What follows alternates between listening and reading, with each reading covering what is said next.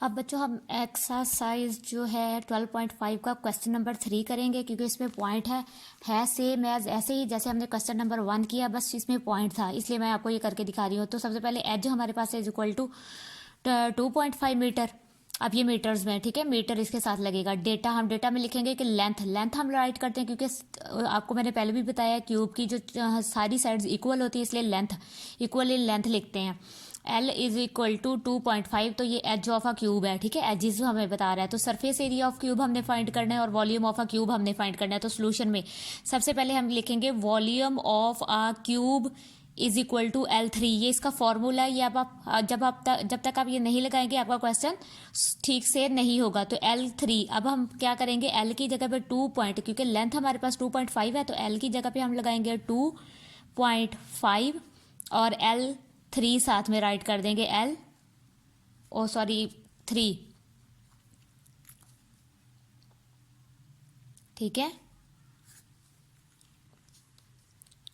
3 हम बाहर इसके ऊपर राइट कर देंगे ब्रैकेट के।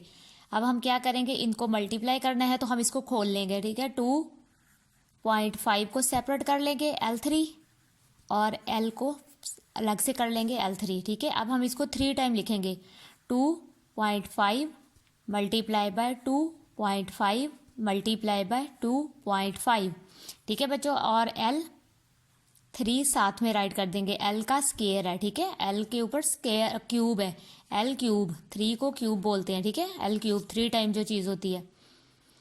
अब हम क्या करेंगे, इन दोनों को पहले मल्टीप्लाई करेंगे बच्चों। ये देखें मैंने दोनों को मल्टीप्लाई किया है, 5 5 जार 25, 2 कैरी चला गया, 5 2 जार 10 और 2 12 आ जाएगा, ठीक है। 10 और 5 2 जार 10 और 2 12। अब ये देखें 5 2, अब हम क्रॉस का साइन लगाएंगे, 5 2 जार 10, 1 कैरी, 2 2 जार 4 और 1 5। अब ये देखिए हम इनको प्लस कर रहे हैं, यहाँ पे हम करेंगे प्लस, ये 5 आ गया और यहाँ पर 2 आ जाएगा, और ये 5 और 1 जो हो गया 6 हो गया। तो बच्चों ये देखिए ऊपर भी ये एक डिजिट के बाद आपका पॉइंट है और यहाँ पर भी एक डिजिट के बाद पॉइंट है, तो 2 डिजिट्स हो गए। जिस हाथ में आपके पेंसिल है उधर से आपने 2 डिजिट्स काउंट करने हैं और डेसिमल पॉइंट का साइन लगा देना है, ये पॉइंट आपने लगाने। तो ये 6.25 आ गया बच्चों, ये 2 बार हुआ तो हमने इसका आंसर लिख देना है 6.25। अब हमने इसको मल्टीप्लाई कर देना है 2.5 से, ये 2.5 मैं दोबारा अगेन राइट कर रही हूँ। अब इन दोनों को मल्टीप्लाई करेंगे और L क्यूब। अब हम क्या करेंगे, इन दोनों को जब मल्टीप्लाई करेंगे तो 5 5 जार 25, 2 कैरी यहाँ आ जाएगा, 5 2 जार 10 और 2 12, 1 कैरी, 5 6 जार 30 और 1 31 हो जाएगा, ठीक है। मल्टीप्लाई का साइन पुट करेंगे, 5 2 जार 10 0, 1 कैरी इसके ऊपर, 2 2 जार 4 और 1 5, और ये 2 6 जार 12, इस तरह से। तो ये 5 2 6 5 1।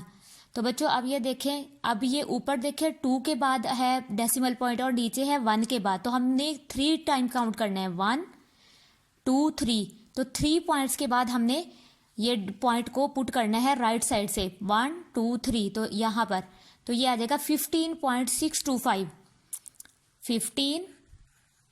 15.625 L3, ठीक है।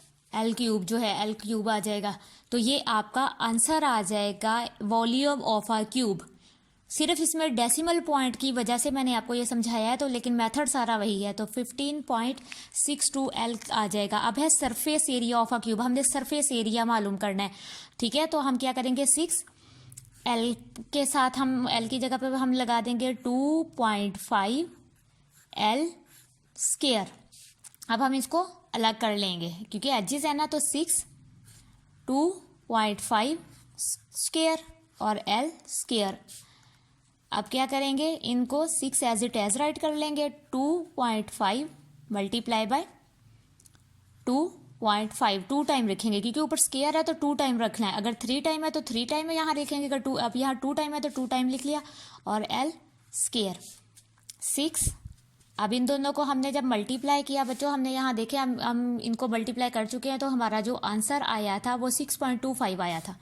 तो अब हम यहाँ लिख देंगे 6.25 L स्केयर।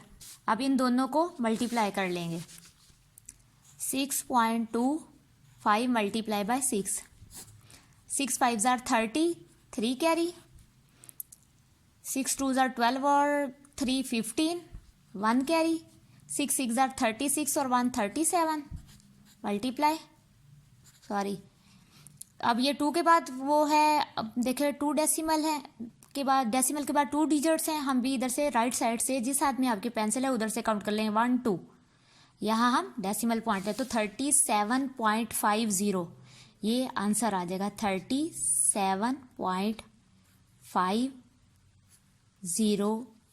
L स्क्वायर, ये आपका surface area of a cube आ जाएगा।